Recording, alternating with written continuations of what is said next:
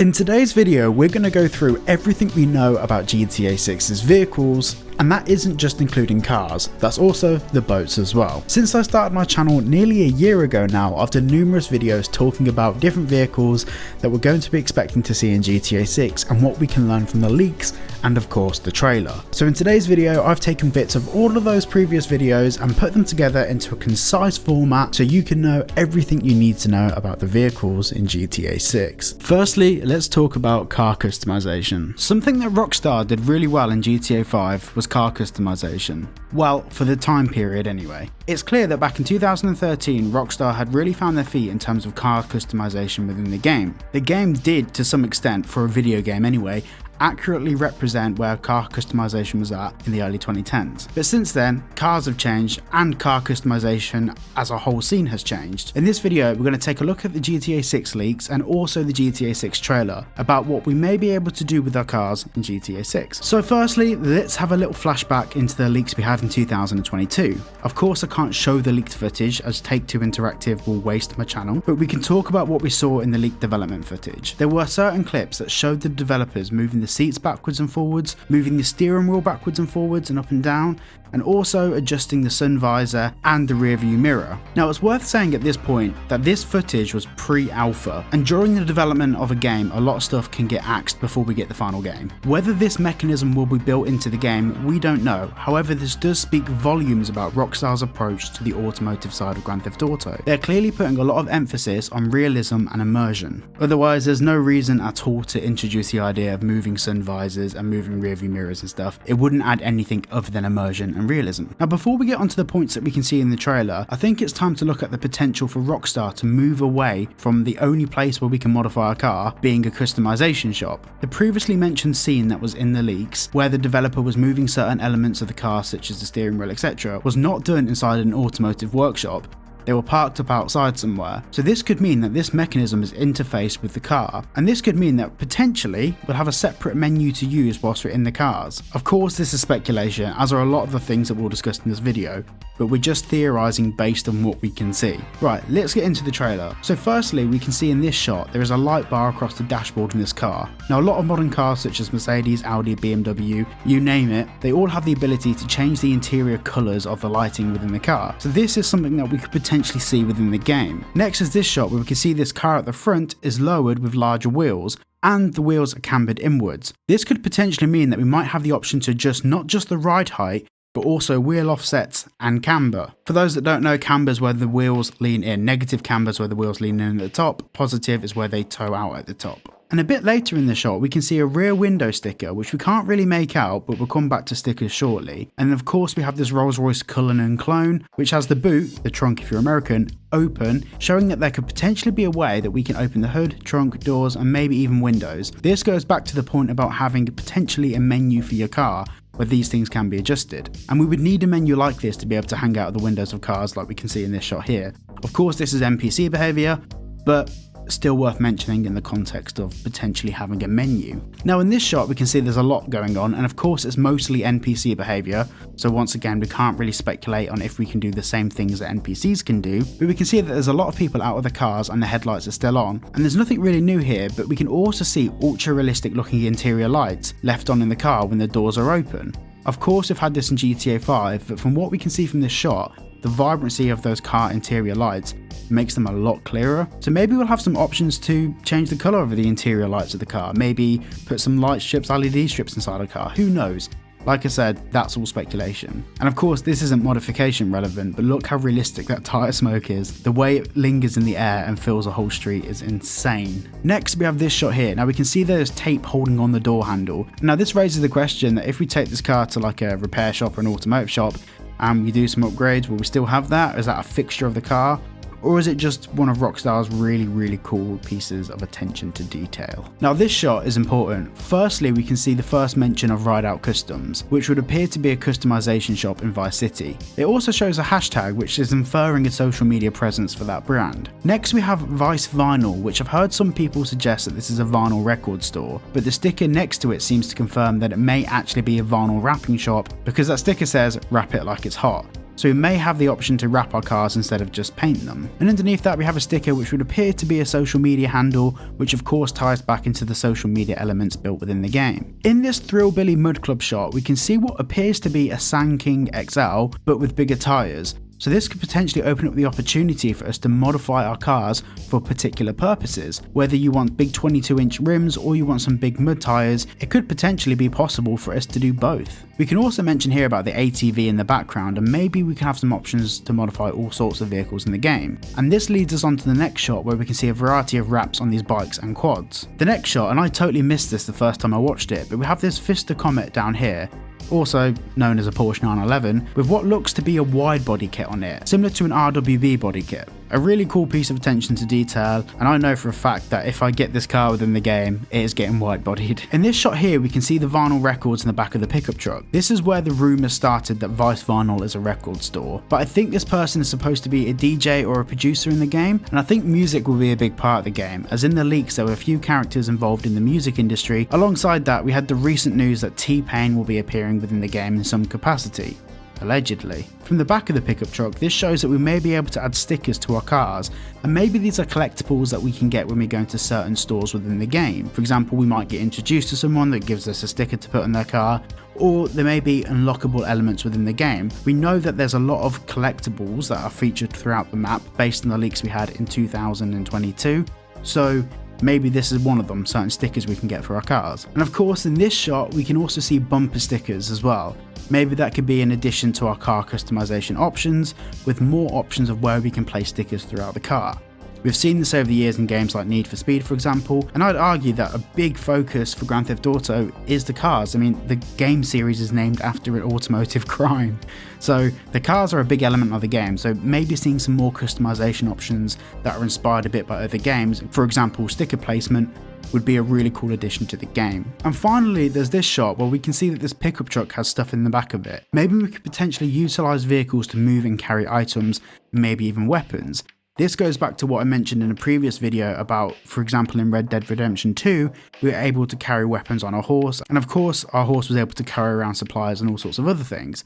So maybe we'll have the option to utilise our vehicles for something similar. For example in the game it's a bit weird that miraculously a rocket launcher can spawn out of your person's hand, so maybe we'll be able to carry around bigger weapons in the trunk/boot of our vehicle. Next we need to look at the different ways that we can potentially steal vehicles in GTA 6. Grand Theft Auto, a game that's fundamentally about stealing cars, amongst all the other things of course, but at the core of it Grand Theft Auto is named after the automotive crime of stealing cars, and I felt like for the past 15 years, in fact ever since Grand Theft Auto's inception, the idea of stealing cars has been an afterthought for Rockstar in many respects. Of course they're focused on way more important things, deep characters, engaging stories, amongst many other different things, but the vehicle theft has been lacking. Now, this video is going to be referencing the leaks that we had back in 2022. I know some people don't want to hear leaks, so if you don't want to hear anything about these leaks, leave the video now. So based on the leaks that we had back in 2022, of course we saw a lot of gameplay, and within that gameplay we were able to see some of the tools, some of the menus, and some of the things that we had access to in the game. Now I will do a full video about all of the tools and weapons and what they can be used for, but in this particular video I want to focus on 3 tools that we saw in the items and tools list that are definitely related to the theft of vehicles. So the first one is the immobilizer bypass. Now most cars, especially since the 90s, have immobilizers in them, and immobilizers over the years have changed. In the 90s they were primarily mechanical immobilizers, so if someone had tampered with the ignition slot on a car, it may cause the car to not start, so on and so forth. But more modern immobilizers are more a case of if the alarm's been set off, the vehicle won't go into gear, or the vehicle won't start, or many other limiting factors. Immobilizers over the years have got quite advanced, and this particular tool that we saw in the leaks list, we can see that we can use a PDA by matching the code. We can use this tool to basically bypass the immobilizer. Now in Grand Theft Auto Chinatown Wars, we were able to do something similar. We were also able to pick cars and pick locks, so on and so forth, but for luxury cars a digital immobilizer bypass is probably what you'd want to use. Now in what instances that we can see this being used, probably when we're going to high-end dealerships to steal cars, cars or stealing more valuable cars, we may have to gain access to the vehicle by using some form of hacking or some form of digital tool, and then use the immobilizer bypass tool to actually get the engine started. Now the next tool I want to talk about is a cutoff tool. This is probably the most likely tool that you'd be using to steal older cars, as you'd simply be cutting ignition cables and splicing together the two wires that would cause the ignition to start. This is like the OG way of hot wiring a car, and when you think of hot wiring a car, using cutoff tools is probably what springs to mind. Next we have the Slim Jim. So this is used to slide down between the glass and the panel of the car door to actually push the lock down and unlock the vehicle. This sort of tool won't be used for newer cars for the most part. This is once again a very old school way of breaking into car doors. Now this also begs the question, will we be able to break into cars and steal stuff out of the cars, or is the purpose of breaking into a car purely just to steal the car itself? I'm very interested to see how this tool can be used in certain situations. And then this also brings us on to the tracker jammer. Now a tracker jammer is essentially a GPS tracker blocker. Now for the most part these don't really work in real life, especially not in the UK. Most automotive trackers that use GPS signal, blocking that particular signal isn't exactly the easiest thing to do. I'm not talking from experience, by the way, I did some research. I don't steal cars, and if you watch this, please do not steal cars. But this is probably most likely going to be used to stop the cops from finding a stolen vehicle. The actual practicality of the device working probably won't be that great in real life, but in the sense of a video game, it's a good way to tactically steal a vehicle and stop people from tracking you. I'm guessing this allows you to buy yourself a bit of time when stealing a more expensive vehicle. Now if we zoom out from all of this, what we're technically doing here is introducing mini games in the process of stealing vehicles. Now I'm very divided by this, and I would love to hear what your thoughts on this down below. I would like stealing vehicles to be more interesting than it is in GTA 5, but I also don't want every single vehicle to become a chore or a mini game where I have to move sliders around and type in codes just to get the vehicle started. I have a feeling after a certain period of time it may get just a little bit annoying. So I'm hoping that this will probably be for parked cars and not every single parked car. Obviously if you're stealing a vehicle from someone as they're in it at a set of traffic lights, the car's already going to be running. And of course we have other tools on this list as well, such as USB drives, crowbars, and other small little tools that could potentially be involved in the process of stealing vehicles, not necessarily getting into the cars, but maybe breaking into a garage with a crowbar, hacking a security system with a USB drive, so on and so forth. You get the idea. Now this all being said, the stuff we saw in the leaks could get axed from the game. Just because it was in the leaks doesn't mean it's going to be in the final product, and obviously as we saw from the leaks that was pre-alpha development. Half if not all of these features could be removed from the final game, as at that point in time they were literally just testing different ideas and concepts to see how they would work in the game and how operationally they'd fit into the overall GTA 6 world. Now of course these were all the things that we saw in the leaks, but the leaks didn't necessarily show us everything. There could be more lockpicking tools, there could be more devices that we can use to access vehicles, and to be honest I'm kind of guessing that a lot of the vehicles will literally be smash the window, start the car and get gone. But overall I think that this shows that Rockstar are taking a more overall pragmatic and realistic approach to the way that we break into vehicles, and it definitely shows a level of attention to detail that vehicles have never had in previous GTA games, other than Chinatown Wars, but let's be honest, that game was an outlier in the series. Now we come to boats. What can we learn about the boats in GTA 6? Something that really stood out to me from the trailer was the boats, and me being a massive boat nerd, I can't wait to explore the world and the various different watercraft that we can see in the GTA 6 trailer. So without further ado, let's go through the trailer and have a look at some of the boats that we can see throughout it. The first thing to note, down here there is a boat which looks like a model from GTA 5. Nothing interesting about that, so we're going to move on. Oh, let's back that up a little bit. So down here we have a catamaran. Now a catamaran is a boat that has two hulls, so most of the time catamarans are yachts. Obviously in this case it's a motorcraft, it's a boat. Very interesting about this as a flybridge, so we can potentially drive the boat from the top, drive the boat from inside. I want to know if the boats in this game have interiors. So in GTA 5 the boats really didn't have interiors and they weren't very complex models. For all intents and purposes the boats and the jet skis had very similar physics involved in them. I'll be very interested to see how the physics engine works in GTA 6 and how the boats convey weight within the game. Very excited to drive this. Oh, and we've got another speedboat down here. Once again, that's not too different from what we see in GTA 5, so I'm not going to linger on that too long. And we've got some jet skis over here as well. So here we have a fan boat, which is really cool. And you can see there's someone sat on the front of it. And let's just look at how their hair moves. The hair has really realistic physics. But fan boat's going to be a really common thing. Obviously, this is supposed to be like the Florida Everglades. I think it's called Grass Rivers in Grand Theft Auto. It's going to be really cool to explore in this. Now, something I'm really interested about, and it's very nerdy, but bear with me. Boats that have propellers in the water or jets in the water, they have a very, very noticeable physics to them, so it's either on or off. But something like this, like a fan boat, the propeller has to get up to speed before it starts moving the craft. So very interesting to see how the physics of an airboat would behave. Right, there's a lot to dissect here. So it looks like there's a trailer down here which is either dropped off a small speedboat or a jet ski.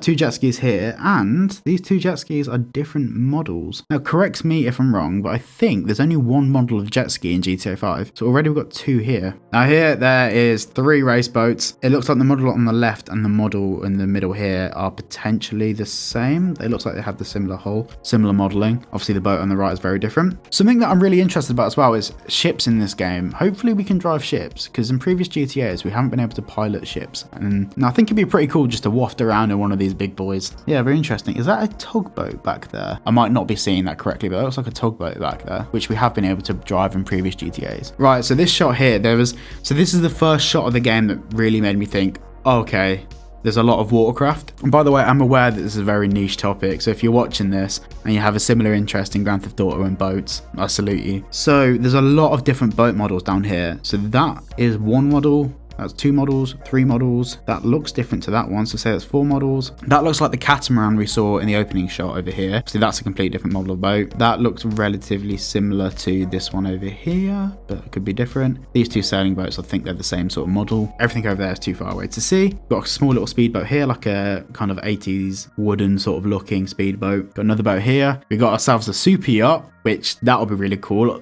When super yachts were introduced to GTA Online, I think it was in 2015 or 2016, I bought one of them in the game, and it was, at the time, you couldn't explore them the same way you can now, and for me it was like the biggest waste of money. Like, you couldn't do anything with it, and you couldn't even drive it. You could pay to have it moved, but you couldn't actually drive it. So hopefully in this we can actually drive the boats that we buy. I'm trying to see if there's any other boats on land, maybe on trailers or anything.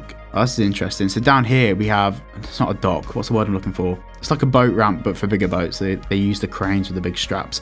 I'm really interested to see how the physics of boat ramps and boating work in GTA. Once again, I know it's very niche and it's a very nerdy topic. And also there's a lot more here to unpack about lighting, dynamics, vehicles, but in this video I am just focusing on the boats. Right, so this shot as well was the second shot, because the first shot obviously was only a second or 2, so I didn't really get to dissect it, but in this shot it unveils a lot more. So on the right here we've got one of the super yachts. Down here it looks like we got a rib, which we had in GTA 5. Another big but small relatively boat down here. Jet ski, I'm assuming. Another boat down there. We'll get to these in a second. Another catamaran there. Oh, another super yacht in the distance. This is something that's really amazing. I know it's not related to the boats, but the draw distance. So in gaming, the draw distance is how far into the distance it can render, and it's rendering boats and objects all the way over here, which in previous Grand Theft Auto titles it would render till about here. In fact, cars about here would start disappearing, so it's pretty interesting. I'm just trying to think if there's any other boats over here. Right, so the container ship. I'm not sure how they're going to implement this. Like, it would be really cool if you could drive container ships the same way that you can fly jumbo jets in GTA 5. It'd be really cool if you can drive these, but like rather than just push a button and you're magically inside controlling it, like you actually get to go on board. You have to like steal them, pirate the ships. That would be a really interesting mechanic. And I know a lot of people aren't interested in big slow boats, but for people that are into the roleplay side of things and the more realistic side, and I'd say I'd gravitate a bit more towards that,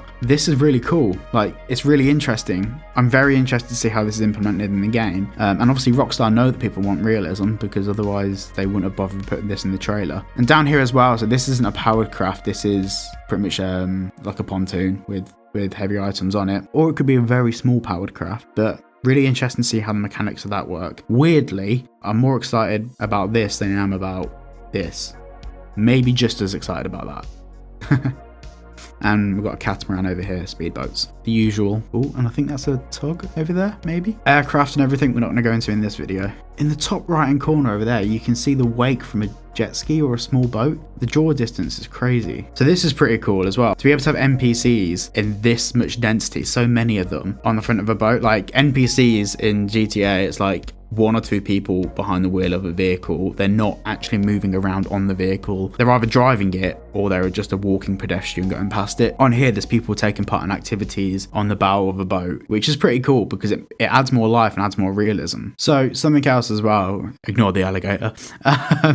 So these are petrol stations, and obviously boats require fuel just as much as cars do. It's very clear that there's probably going to be a refueling mechanic built into GTA 6, so whether that extends out to boats or not, it'd be really interesting to see. So I could be wrong about this, it is kind of hard to tell, but is that a trailer in the background or is that just another vehicle? Let me just rewind. So it looks like there's a trailer back there behind that Julie. It's really hard to see, it's really like misleading and difficult to tell, but there could be a trailer back there with a boat or a vehicle on it. Maybe you have to refuel vehicles as well. Yeah, kind of goes back into what I was saying about the refueling boats. Next, car destruction. What can we learn about the car destruction in GTA 6? In this video, we're going to talk about what direction Rockstar is most likely to take when it comes to real-world destruction in GTA 6. Everything from cars to skyscrapers. In this video, we'll take a deep dive. So in GTA 5, the car destruction left a lot to be desired. It was, well, rubbish. The cars didn't deform correctly and it felt a bit like a cartoon racing game. However, 5 years before the release of GTA 5, we had GTA 4, which showcased Rockstar's insanely good game engine, where cars were deformed in relation to where they were hit. The realism left hardly anything to the imagination, and it was an extremely well done attempt at realistic destruction. Before we continue, there's two main forms of vehicle damage in video games.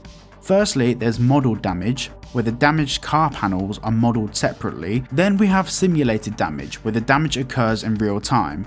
This is a technology that BeamNG uses. Now, in early GTA games, vehicle damage was essentially fake. What they would do is create a perfect model of a car with each individual panel modelled perfectly clean with no damage. Then they would also create every single panel as if it was damaged. Then when you bumped or crashed your car, your panel wasn't actually deforming or breaking, it was getting replaced with the damaged model of the same panel. In GTA 4, Rockstar uses this exact same model of replacing panels with defective panels.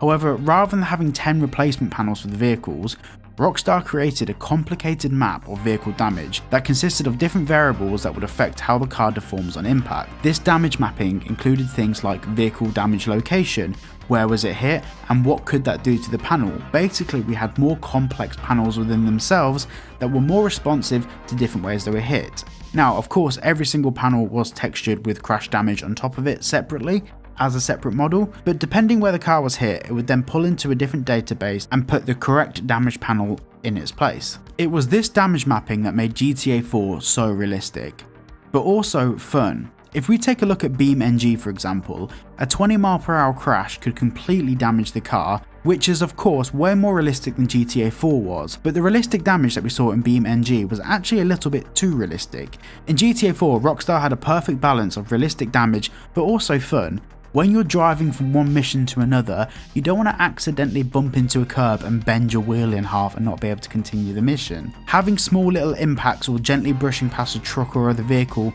shouldn't completely destroy your car.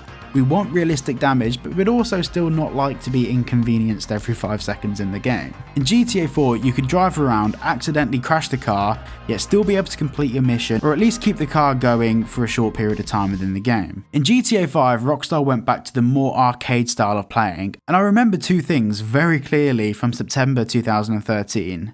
Which is when I first got GTA 5. Firstly, I loved the handling of the cars relative to GTA 4. The handling in GTA 5 was much easier and it made driving way more enjoyable, but I will never forget stealing the Audi R8 whilst playing as Franklin in one of the first missions and crashing the car at about 70 mph, all to realise nothing happened to the car.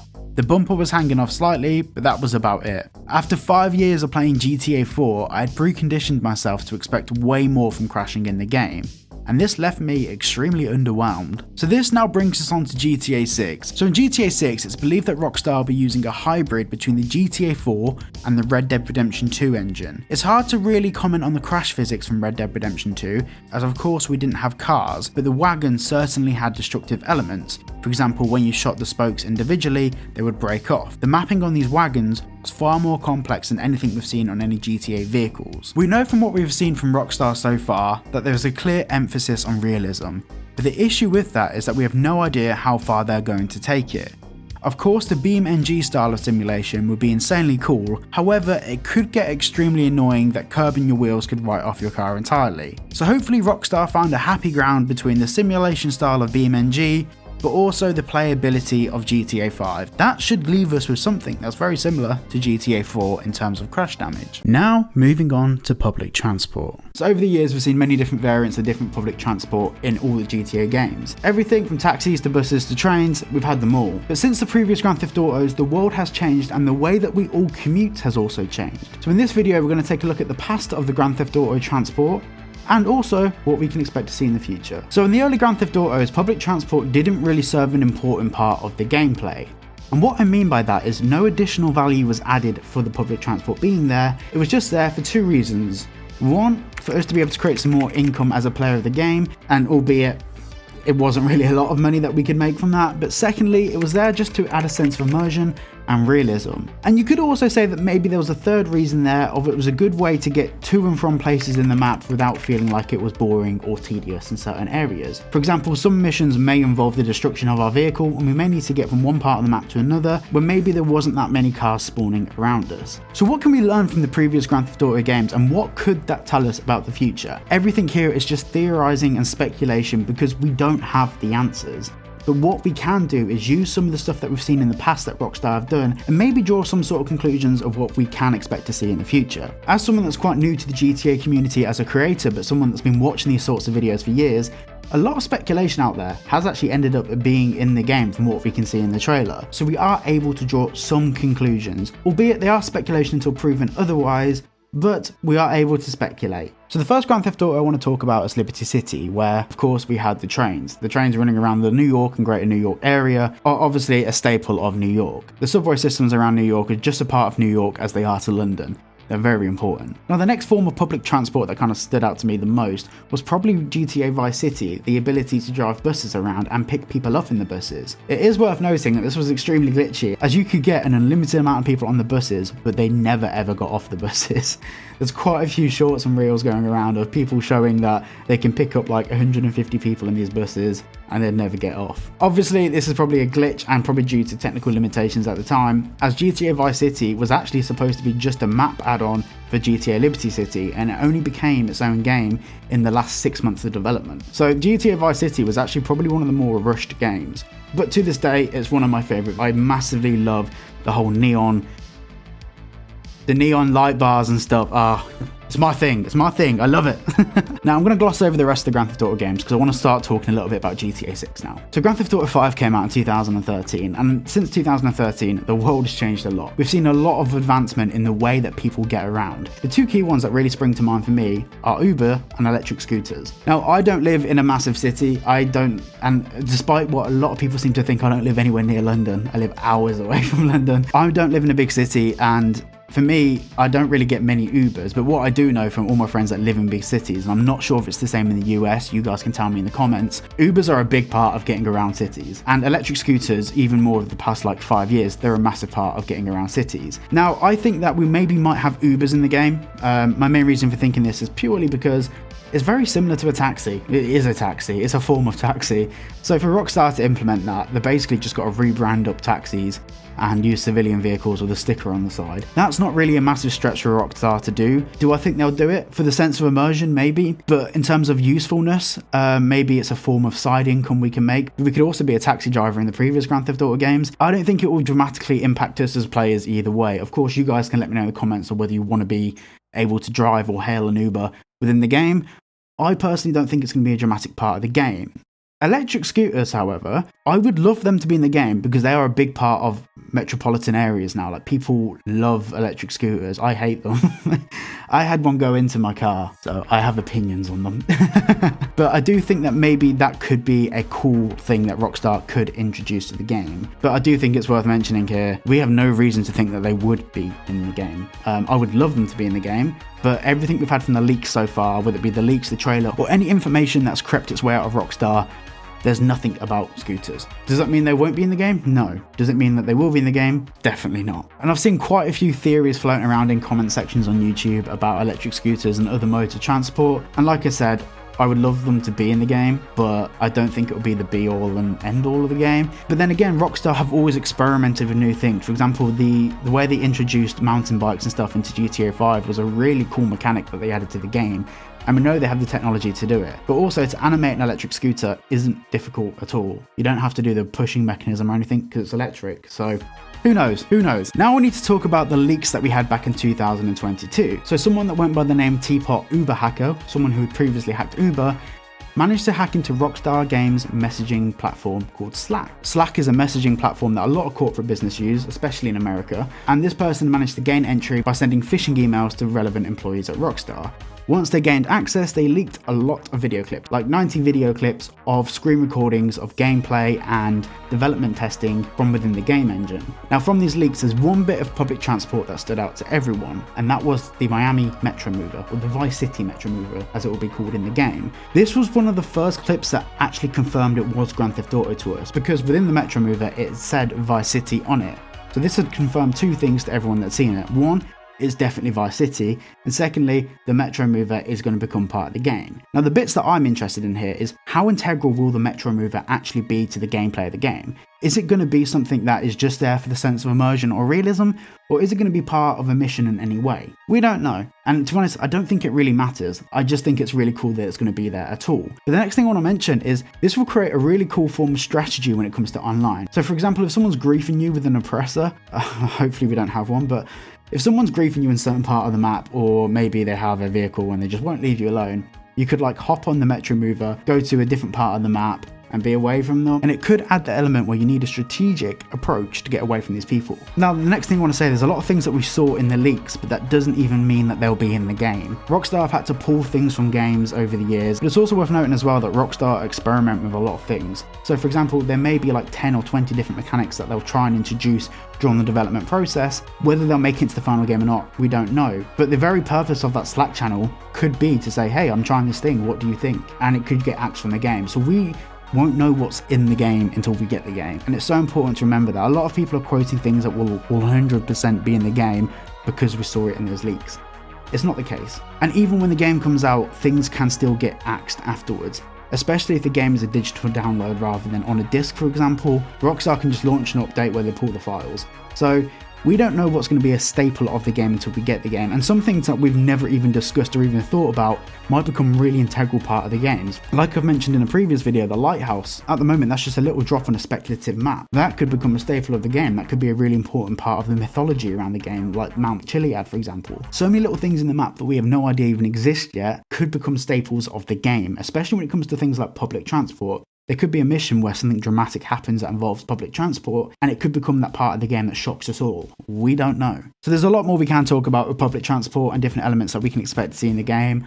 But once again, until we get maybe even that second trailer, there's only so much we can say. So thank you all for watching today's video, and if you did enjoy, please consider liking and subscribing. I'll see you all in the next video. Spin the